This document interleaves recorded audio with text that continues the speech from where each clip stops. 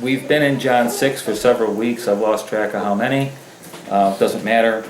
We're finishing up today. Last week we said that there's been a lot of questions in this 6th chapter asked by Jesus, by disciples, by people, by Jews, by all kinds of different things. A lot of questions.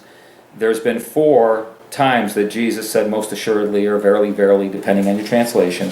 And he kind of nailed really 4 different truths that are crucial, that we're not going to review. They're on the recording from last week. They're in the notes and all that kind of thing. But there's 4 of them. And then also John, who's really big on Christ abiding in us. He introduces that thing. This is part of the problem when they're, while this teaching is going on, or this situation, is that whole concept. I don't think we can really relate to, because you got to remember, for the Jews, they spent thousands of years going someplace to a tent, a tabernacle, whether it was Moses, David, Solomon's temple. Their whole concept of God was going to a place where he visited and, some thought, lived. It's, to be honest with you, and I'm not trying to be rude, but it's a bit like the church today. You know, going to a building someplace, believing that there's something about that place almost. We still haven't quite got it, and John is introducing this, but he's in you. He's in you. Paul was big into that. He's in you. Christ in you. He's in you. He's in. You know, so when when Jesus is introducing this, and John introduces it, it's part of the problem. While Jesus is talking about you taking me into you, and he uses food as as the teaching, they're hearing something entirely different. Mm-hmm. In spiritual language, it's almost like elementary, quite frankly. It's baby talk in spiritual language.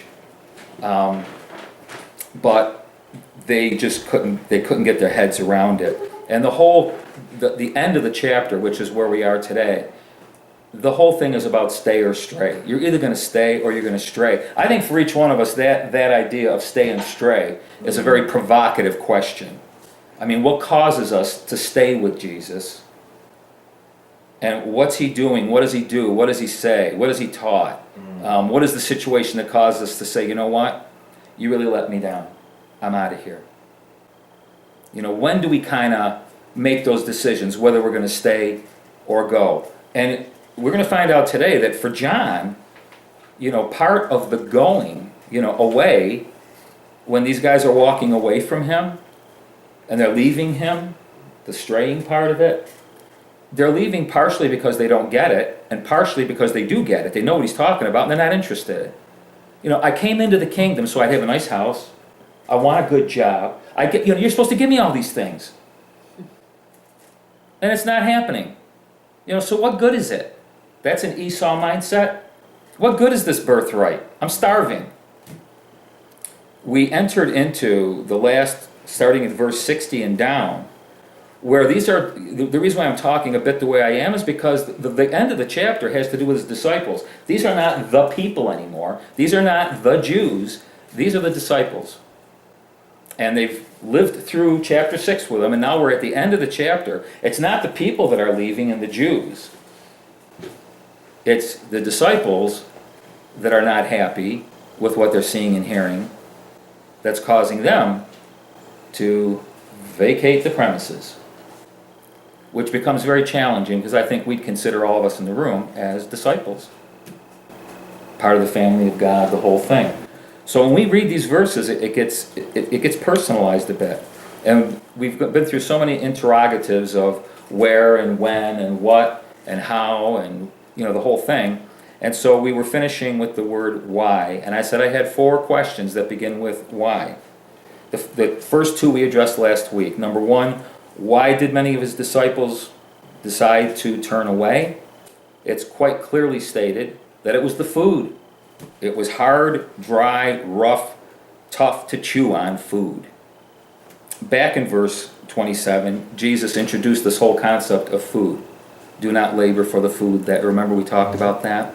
So there's been a food theme throughout, and it finally peaks and pops in verse 60, where they make it clear the reason why they're leaving is because of the food. It's hard to really take on board. It's hard to chew. I don't like it. I just don't like it. And basically what I said last week is when you're talking about of man, they basically don't like the taste of the God food, quite frankly. It's spiritual language. You probably know people, if you tell them that you're concentrating on, walking with the Lord in your spiritual walk, it's like, stupid, we're going to the bar. I got tickets to the Bills game. Whatever. They're in a different world. This is what's going on here. The food is the reason they're leaving.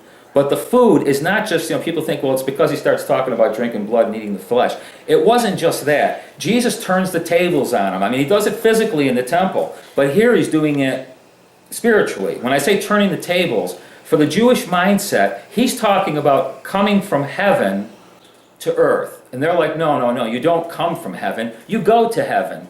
He's talking about eternity coming into time. And they're saying, no, someday we're going to die and we're going to go into eternity. And he's saying, no. He's talking about a food that comes from heaven that causes you to live eternally, not die in the wilderness. He's reversing everything. They're used to, but I'm here and I'm going there. And he's saying, okay, that's fine. I'm not going to argue with you on that point. But actually, the whole thing is about descending to ascend. It's about heaven coming to earth. It's about eternity coming into time. He's reversing their teaching. The rabbis would be going, what on earth are you talking about? But he said it in the beginning. I'm telling you, you're going to see angels ascending and descending from temporal events to eternal events. This is what you're going to witness and see. Just pay attention. Open your eyes. Lift up your eyes. This is what Jesus keeps telling them over and over. His message hasn't changed in John. It's just so spiritual that it can't be discerned in the way we want it to. We want to know who's going to pay the flippin' RG&E bill. That's what I want to know. Who's going to pay that baby? Because right now I'm short. And he's saying you're worrying about things that you shouldn't have to worry about. Well, what am I going to... You're worrying about things you don't have to worry about. He's giving them a revelatory teaching, but it's completely reversed. So the food, when you think of the food, don't think of the teaching of flesh and blood. Think of the fact he's tipping over all my religious tables, and I don't like it. I know what salvation is about. No, you don't. Yes, I do. Boom! Well, let me tell you what it's about. And it's all of a sudden, no! He's tipping over all the golden calves intentionally. He's reversing them because he knows they don't lead anywhere. They just don't lead anywhere. They don't mean anything. One of the verses we're going to read today is that it's useless. And that hurts. Don't tell me that don't tell me this stuff is useless. So you're going to go away too? It's that kind of approach when Jesus is trying to love on them and bring them spiritual truths that are not supposed to solve all your temporal problems. They might solve somebody else's. So the second question was not so much why did the disciples leave, but why has John written all this? When the disciples are talking about the food, would somebody start in John 6 at verse 60 and just read through 60 through the rest of the chapter? On hearing it, many of his disciples said, "This is a hard teaching. Who can accept it?" Aware that his disciples were grumbling about this, Jesus said to them, "Does this offend you?" Do you remember in Matthew 16, after Peter has his revelation, and then Peter says to him that you don't have to go to the cross, and Jesus turns and addresses who? Do you remember? Satan. And he says, "Get behind me." Why does he say, "Get behind me"? Because you are an offense to me. You are an offense to me because you say, this is where we started this whole of man, of God thing, because you concentrate on the things of men instead of the things of God. That's what got us started in this whole thing. Now he's turning in John 6. They're moaning and mumbling about the food, the teaching. And now he turns to them. And to me, it's interesting, the parallels. So does this offend you? Does this teaching offend you? It's a nice way of saying, I know that if I teach of man, you guys are eating and chomping it up. But the teaching of God, the things of God, you don't savor. You know what? It's an offense to me. And now he's saying, does this offend you? See, I think all along, John's not playing around with us at all. What John is doing is he's running kind of parallels to what's been written before in the Synoptics, and he's saying, but I want to introduce you to kind of where Jesus is at and some other things. Does this offend you? You can pick it up from there. What if you see the Son of Man ascend to where he was before? He's been saying, I'm going to raise you up, I'm going to raise you up, I'm going to raise you up. And now he's basically saying to them, so what are you going to do when I raise myself up? If you're having trouble accepting this that I'm telling you over here, that's Spirituality 101, what are you going to do when I resurrect myself, because nobody's ever done that before, and I make the promise, what are you going to do with that? That's really what he's saying there. What are you going to do when you see the Son of Man raise himself up? And they've got to be looking back at him saying, you can't, what? And he can continue. The Spirit gives life. The flesh counts for nothing. The words I have spoken to you are spirit, and they are life. Now that's problematic, because he's been talking about eating his flesh forever. If you want to get anywhere, you got to eat his flesh. I've been teaching you, I've been getting the words from my Father through the Spirit. It's the Spirit who's speaking, and this is life. And then what's he say about the flesh? It means nothing. I don't care who you are. After somebody has said, you got to eat my flesh. You got to eat my flesh. You got to eat my flesh. That's where, you got to eat my flesh. Drink water. You got to eat my flesh. You got to eat my flesh. The flesh profits nothing. What? Hello? Somebody help me with this one? But he preceded it by saying, the words that I speak to you, they are spirit and they are life. Everything I've been telling you is spirit and life. And what you keep hearing is flesh.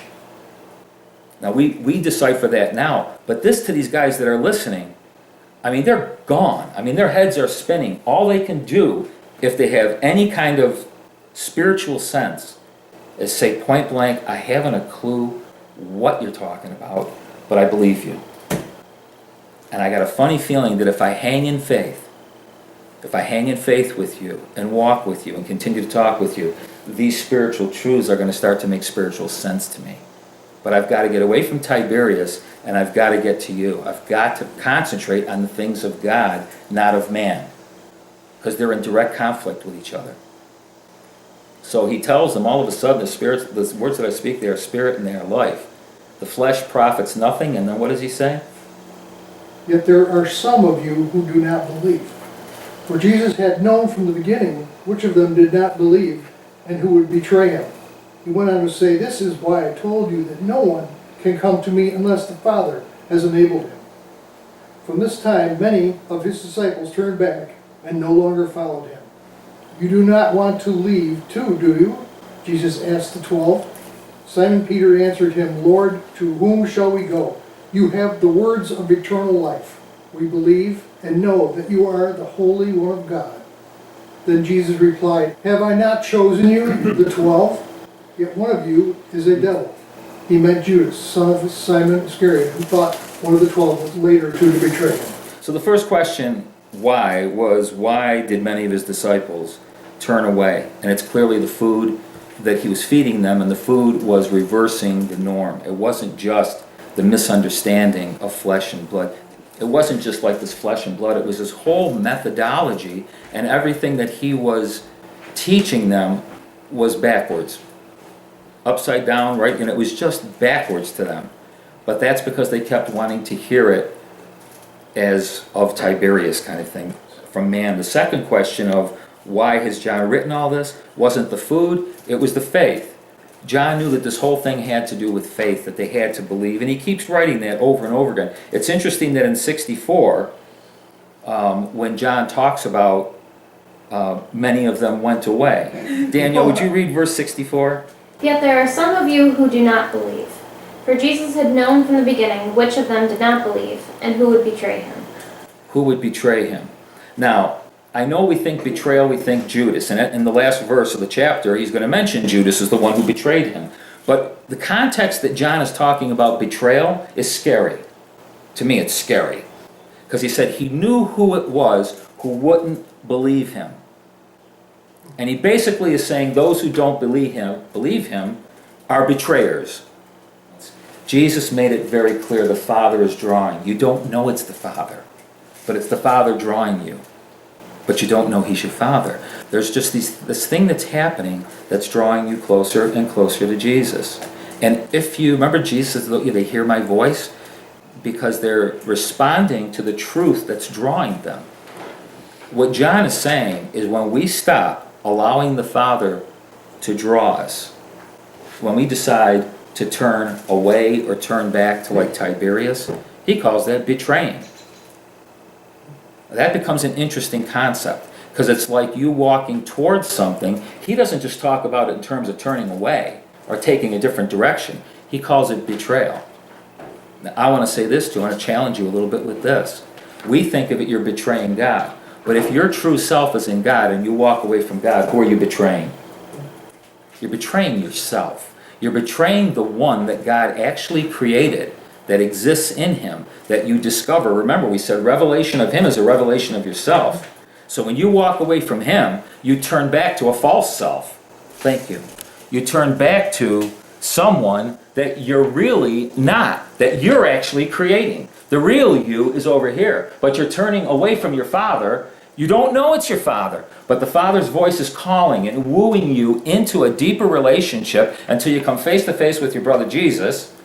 You understand the nature of what's going on. This is what Jesus is talking about, and John recognized that.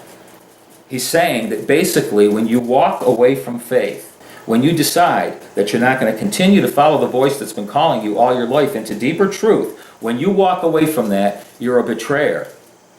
Not just to God, but to yourself.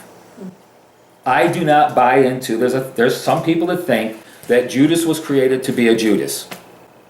That was his role in life, was to portray the betrayer, and I don't believe that for a minute. I believe God knew that when he created Judas, what Judas would do. Like he knows every one of us, he knows what we'll do. But to create someone to be a betrayer so that he hangs himself, that was a nice thing. It's not like that at all.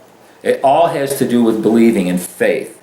The food they reject is about faith. And the third question, which is the beginning of the end for us today, was why can't his disciples hear? In verse 60, they're talking about, they say, who can understand this? Who can hear it is the right word. It should be hear. Who can hear this? Who can stand to hear this? And they keep saying, who can? Well, they could if they wanted to, but there's a problem. Why can't they hear it? Why does Paul say faith comes by hearing and hearing by the word of God? In Romans 10:17, he says that, and yet here we've got a problem with hearing. Jesus nails it in verses 63 and 64, the flesh. But in this case, it's the flesh. The flesh profits nothing. And as long as you're wanting for a flesh message, you want an of Tiberius message, if that's what you want, what he's saying, if you are concentrating on the flesh, you really can't hear. You just can't hear what's actually being said to you. There's an of man kind of flesh. We're walking around in it right now. And there's a flesh that's of God, that's spiritual. They're both made by God. This idea, it really bothers me when I hear people talk about humanity and human beings in negative terms. About, being so bad, being human. Excuse me? You're made in the image and likeness of God? You're the apple of God? I can go on and on and on about the beautiful, physical, wonderful beings that we are. Not human doings, human beings. Right? I mean, there's a reason why we're called human beings. We're being human. And actually, to be honest with you, we're spiritual beings learning how to be human more than we are human beings trying to learn how to be spiritual. To be honest with you. We're really struggling in this thing called humanity. It's like a war zone down here. Spiritually, feed me, Dad, just feed me. Give me that good bread. It's the flesh. The flesh profits nothing. It's useless. The word means useless. It's useless. It's not good for anything. Jesus says the Spirit gives life. These words are spirit and life. He's just saying the Spirit is the one who gives me the words of the Father, which are life to me and to you. It's really, quite simple. We do get, he said earlier in verse 45. Would somebody go back and read verse 45? It is written in the prophets, and they shall all be taught by God. Therefore, everyone who has heard and learned from the Father comes to me. Right. We've been saying this repeatedly. Hears and learns of the Father comes to me. But when he says everyone shall be taught by God, again, that was like, wrong, wait a minute. No, that's not how it works. We don't have a direct relationship with God. We're not taught by our Father, our God, directly. When the prophets write this, what they're really saying, is to this point, you've been going off to a temple, you've been going to a place, you've been doing this, you've been doing that, you've got your priests, you got them doing this for you, though. You've got this L-shaped relationship. And the prophets are saying, but there's going to become a time where he's going to dissolve that. And it's going to be this kind of a relationship. You'll be taught by God. Your Father will be drawing you to the Son. It'll be a direct thing. You need no man teach you. Remember in John's epistles when he says you don't need anybody to teach you? You've got the Spirit of God. The Spirit of God is your teacher. Now that doesn't mean that we don't have functions like I'm functioning this morning in the body of Christ. He's just saying, to be honest with you, you don't really need Steve. I mean, no offense. You just don't even need him because you got the Spirit of God and he'll teach you. If you take the time and you want to pray and sit down, if whether you want to read your Bible, whether you want your eyes to roll back in your head, whatever you want, God will deal with you and he will teach you as your Father. And it'll be, thank you, Dad. And he even says, you know him, but you don't know you know him. So Jesus is saying, look at me. Look at me, because I'm revealing the Father to you. I and my Father are one. I'm in him. He's in me. I mean, it couldn't be more clearer. Until we go, Dad, wow. Your son is you, you're in your son is in you. What? And he said, he's basically saying, I'm glad you're excited about that, but I really wish you'd get just excited about I am in you and you are in me, and we are one. And when you see me, you see the Father. When you see me, you see yourself in the Father. He's giving us this beautiful, tremendous teaching, but it's spiritual. When you take me in, I've already taken you in. It just makes you want to cry when you realize the cost involved to Jesus presenting all this. And I'm not just talking about the cross. We have no idea what the Son looked like before he came to earth in the incarnation in earthly form. We just don't know. He talks about the glory that he shared with the Father before the foundations of the earth. What the heck is that about? The glory. What is that? Not even sure I really get that. And all of a sudden, he empties himself and takes on the form of humanity. He takes on humanity. And everybody who has seen him since the cross in eternity, they haven't seen, Paul got the closest. He just heard a voice and a light from heaven. But for the most part, all the revelations that people have when people have had visions of Jesus, he doesn't appear as a mist. When he took on humanity, he took on our form for eternity. That is amazing to me. So please stop calling human beings these rotten, disgusting beings. If Jesus thought it was worth it to take on humanity for eternity with fingers and arms and his hands still pierced, I really think we ought to be careful how we view humanity.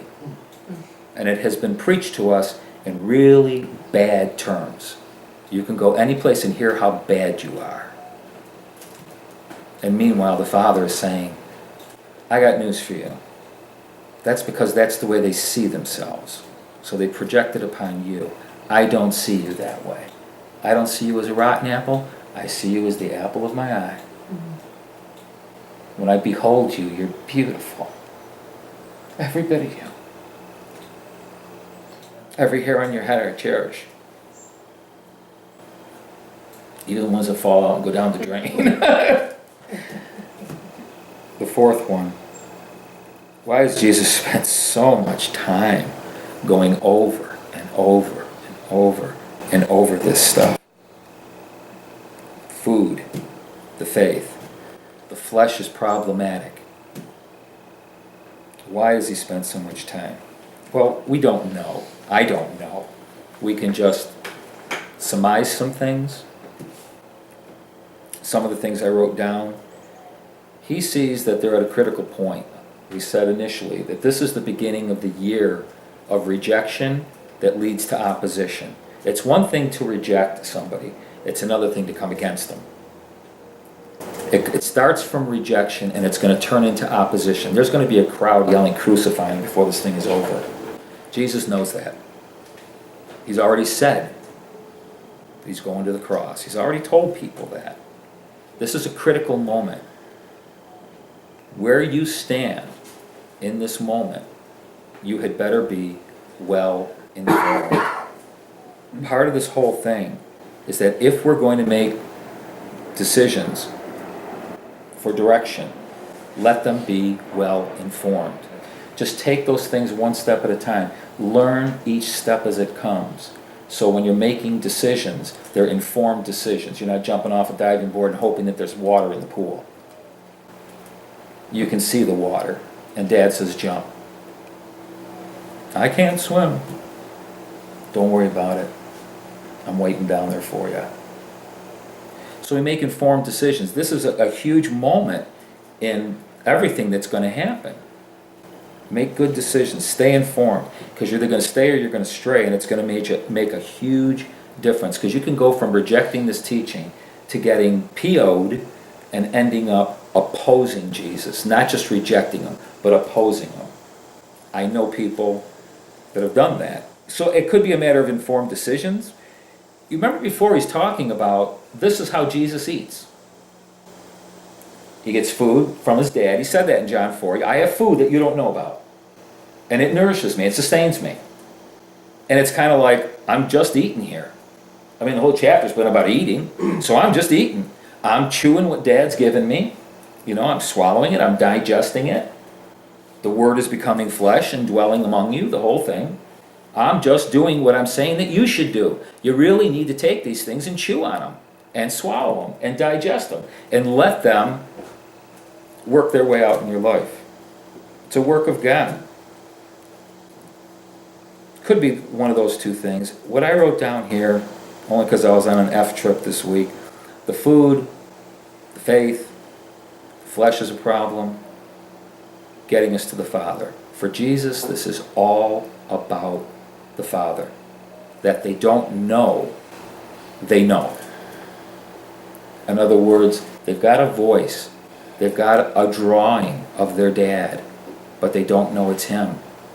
And Jesus is saying, I want to introduce you to your Father. Where you came from, where you're going to. You're really struggling with my reverse teaching? But you better get a hold of it, because it tells you who you are, where you've come from. You don't remember. You were sent. I don't remember being sent. Well, you were. You wouldn't be here if you weren't.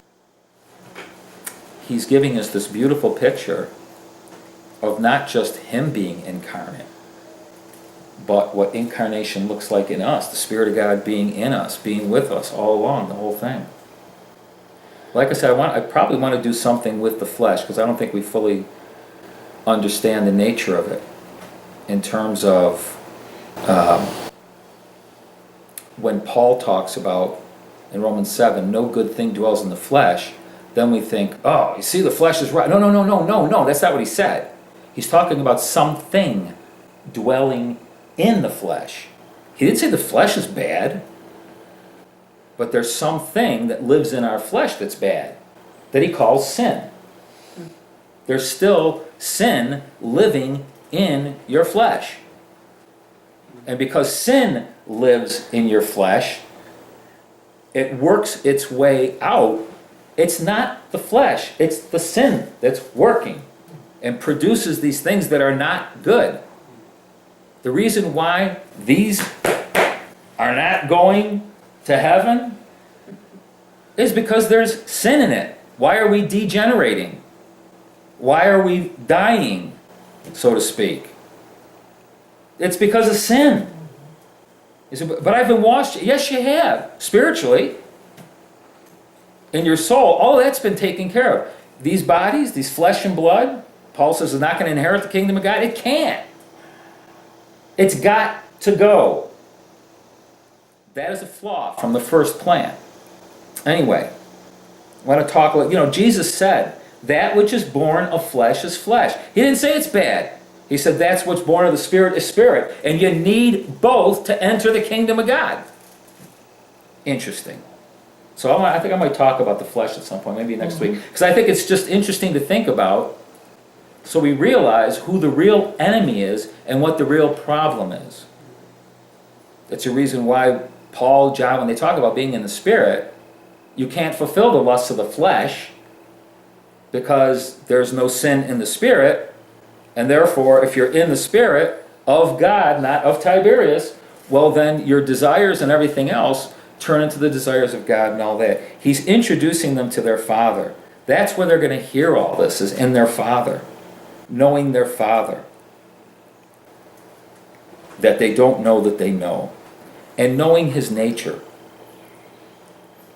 There's a few different times where Jesus is therefore.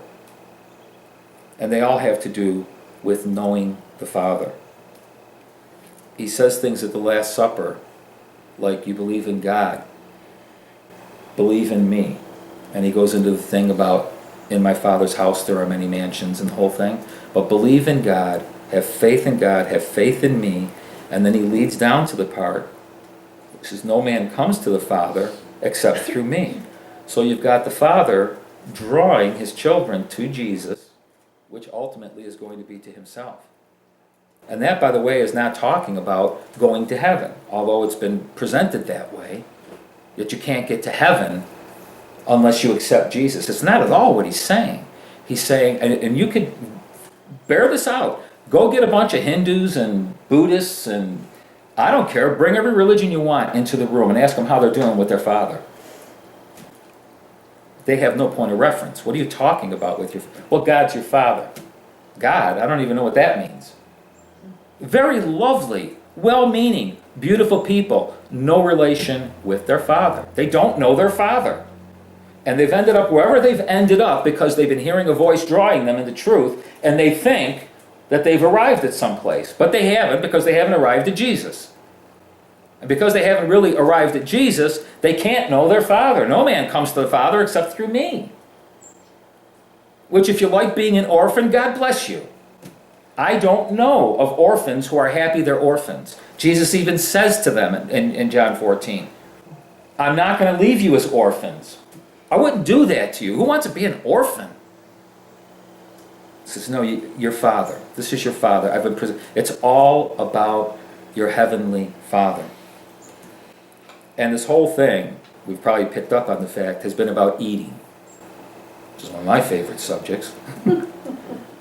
But it has been about eating all along. I say it has been about eating, not just in this chapter. What got us in trouble in Genesis 3? Eating the wrong tree. We were warned which tree? Of Tiberius, of God.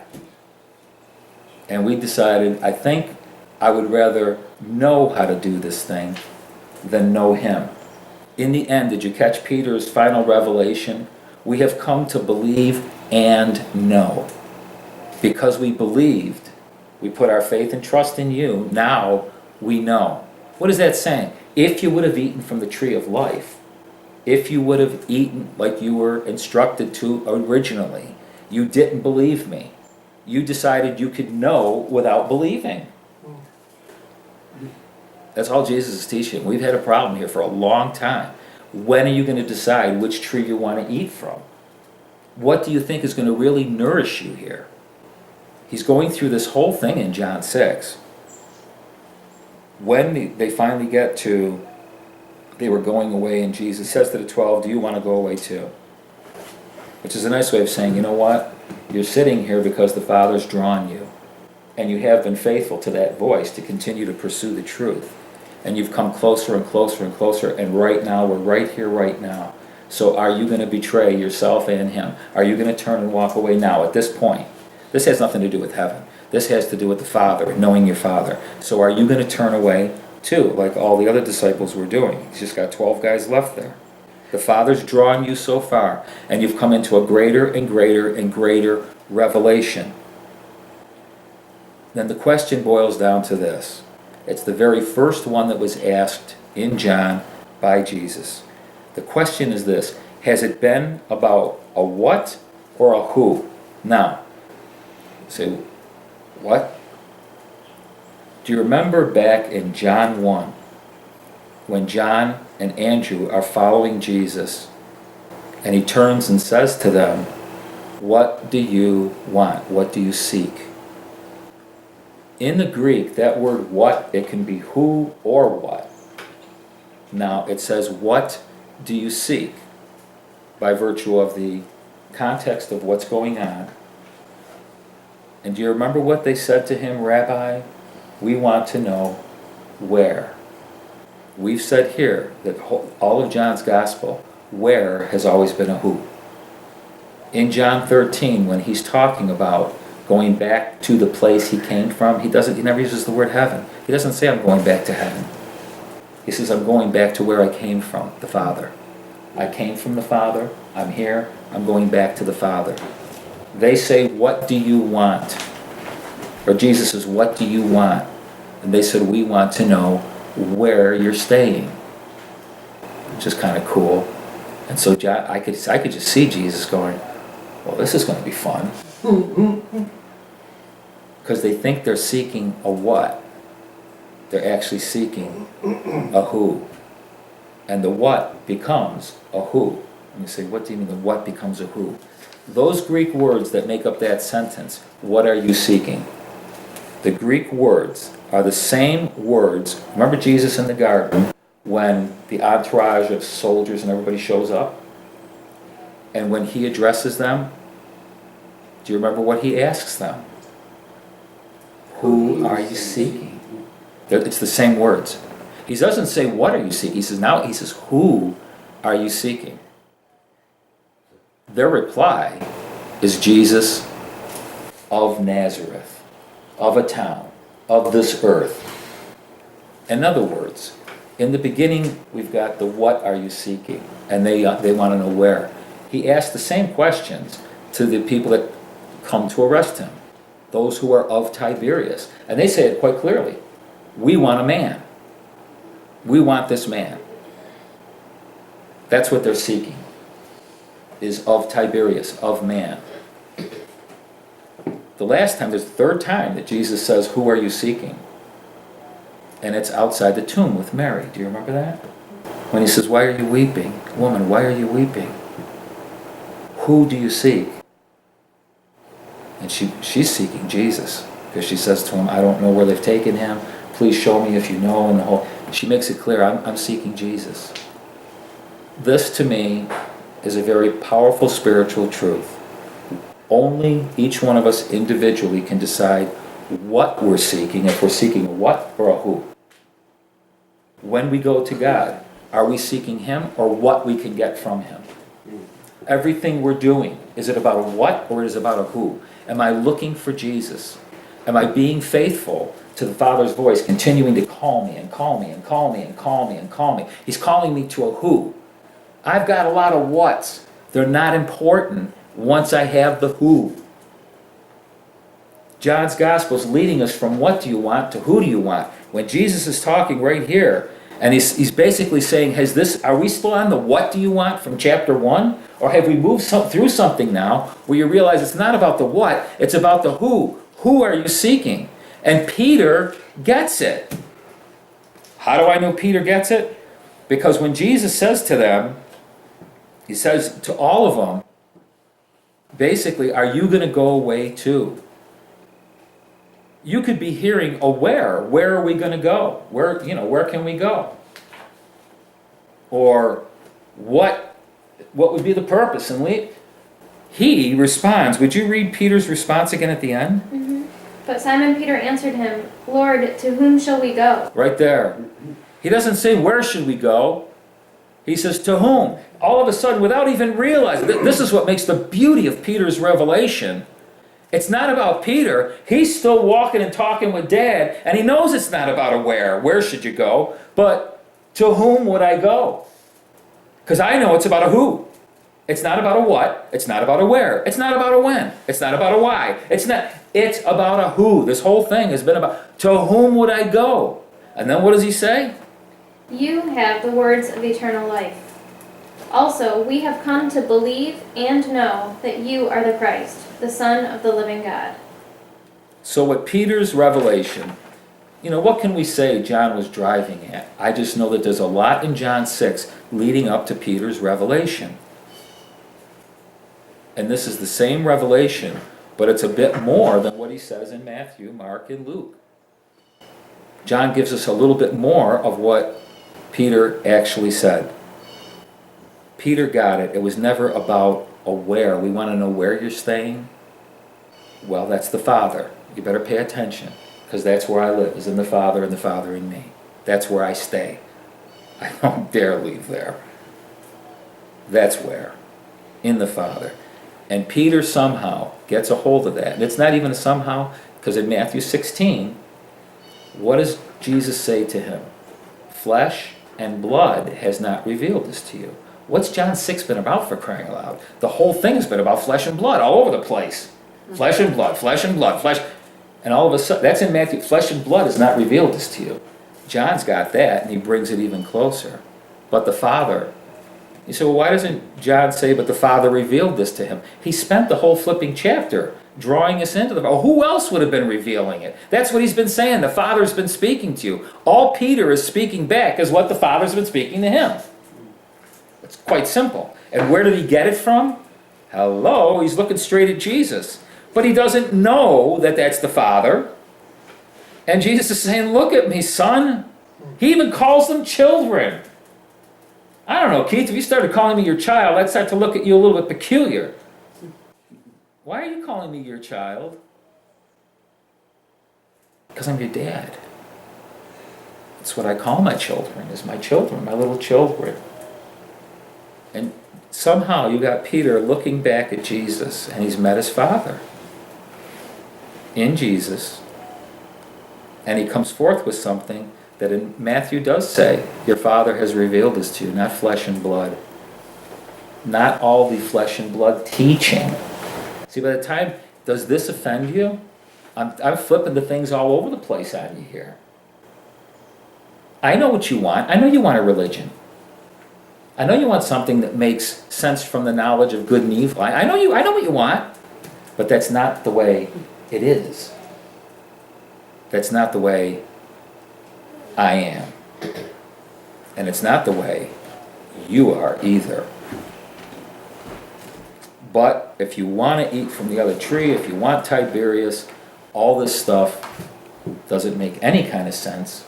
It becomes problematic, and I don't need it. I've got a better way of spending my Sunday afternoons. Who is our where? Not a place, but a person. Peter's basically been paying attention. He doesn't know it's his Father. Jesus tells him it is. He's the one that's drawn you to me. He doesn't know it, but he's able to articulate this revelation that he's had, that you are the Christ, the Son of the living God. Peter has been paying attention. He's responding to the drawing, and the drawing has been of the Father. Jesus talks about the words that I speak, they are spirit and their life. He's pulled it all together for all of us, actually. But it's such a spiritual language that John is speaking. And I'm not saying the other guys didn't, but John is speaking on a little bit different of a plane when it comes to a spiritual language. If you read it expecting to understand Tiberian truths, you're going to miss it. You're just going to miss it. But when you go in and you jump in spiritually and let the Father give you the words of life through the Spirit, then all these things that John is speaking, these interrogatives, of the wheres and all that kind of stuff. He says, you have the words and the Spirit of life. We believe, we know. Which is beautiful if you go back to Nicodemus. The wind blows where it will. Where it's coming from, you don't know. Where it's going, you don't know. So it is with those who are born of the Spirit. What he's saying is, those who have continued to respond to the drawing, that have not turned away, who have not betrayed themselves or God, who have continued to go. They continue to follow. They continue to eat. All these different things. Now they know where.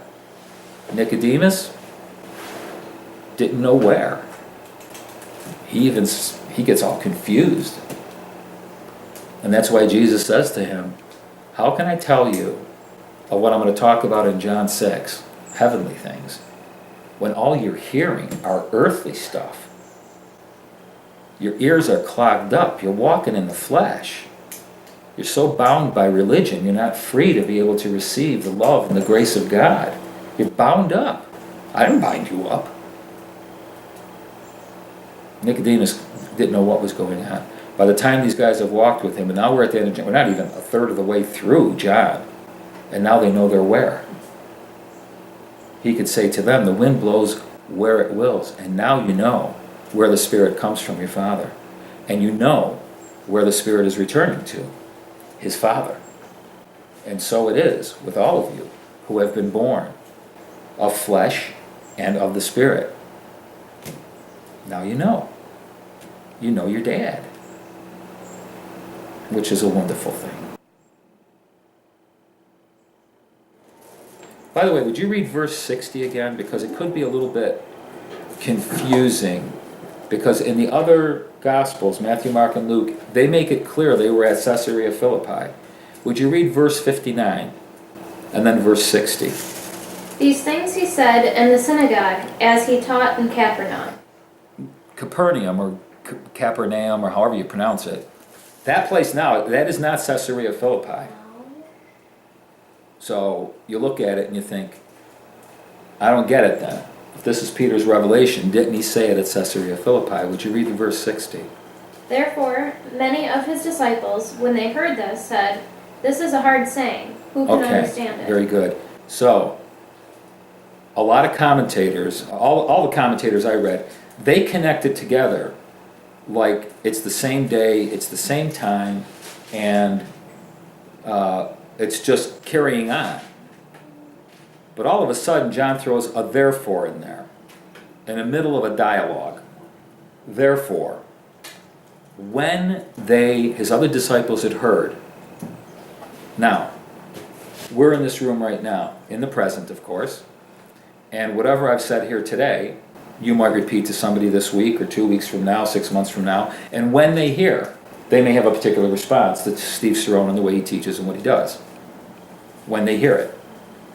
I'm absolutely convinced that John knows there's no reason to say, okay, so a month later they were at Caesarea Philippi. He doesn't go there. He just says that when the other disciples heard, and if they were there, that doesn't even make any sense. When they heard. You mean they heard? It doesn't make any sense that the framework of time, unless there was an element of time between verse 59 and 60. Am I making sense, or is this confusing you? So there's an element of time that we don't know what it is. John doesn't see it necessary to go to Caesarea Philippi and say we were there, and he asks, what are men saying? He already knows what men are saying. We've just had a full chapter, John chapter 6, of what men are saying and the direction that he doesn't go there. He connects it differently, which is why I love John. I appreciate it.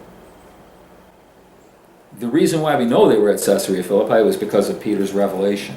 And John gives us even more of the revelations, and not so much even just the revelation that you are the Christ, the Son of the living God. It's that he brought us to a place where we could believe and know, and everyone reading this book has got to come to a place of faith, believing, and then you'll know. If you eat from the right tree, then you'll know. I don't need to go eat from the knowledge of good and evil, because I know God. That's my tree. If he said it in John 6 at Capernaum, and they weren't at Caesarea Philippi, something's wrong here.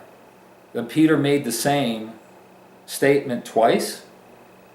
It kind of gets a little bit confusing, and I don't believe he did make it twice. I believe that John leaves out an element that he doesn't need to put in.